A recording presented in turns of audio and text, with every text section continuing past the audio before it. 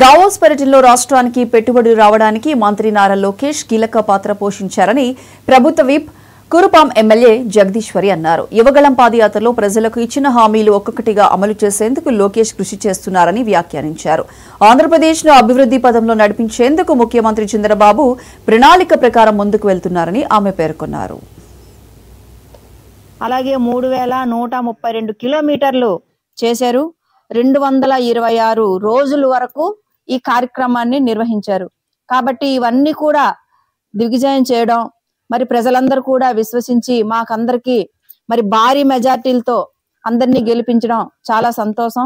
ఎందుకంటే ఈ రోజు చూసుకుంటే మరి ప్రభుత్వం, కూటమి ప్రభుత్వం అన్ని విధాలుగా ప్రజల కోసమే చేయడం జరుగుతుంది. మరి ఈ రోజు నిజంగా మరి మన సీఎం గారు అయితేనేమి, డిప్యూటీ సీఎం గారు అయితేనేమి, నరేంద్ర మోదీ గారు అయితేనేమి, మరి వీళ్ళు ముగ్గురు కూడా ఏ విధంగా మన ఏపీని, ఆంధ్రప్రదేశ్ని ముందుకు తీసుకెళ్లాలి అనే చెప్పే దానిపైన ఒక ప్రణాళికతో ముందుకు పోవడం జరుగుతుంది.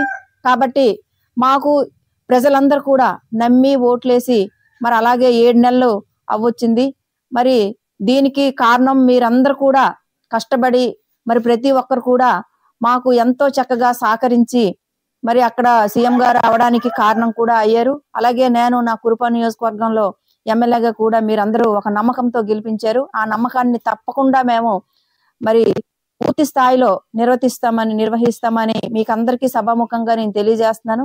మరి ఈ రోజు లోకేష్ బాబు గారు నిజంగా పాదయాత్ర చేసి ఇన్ని రోజులు అయింది కాబట్టి ప్రతి ఒక్కరికి సహకరించినటువంటి మా ప్రజల తరపున మరి ఈ రోజు యువగలం పాదయాత్ర మరి టీంని కూడా అందరినీ కూడా మరి ప్రతి ఒక్కరికి పేరు పేరున నా నమస్కారాలు తెలియజేస్తూ మా కురుపాం నియోజకవర్గ ప్రజల తరపు నుండి వారందరికీ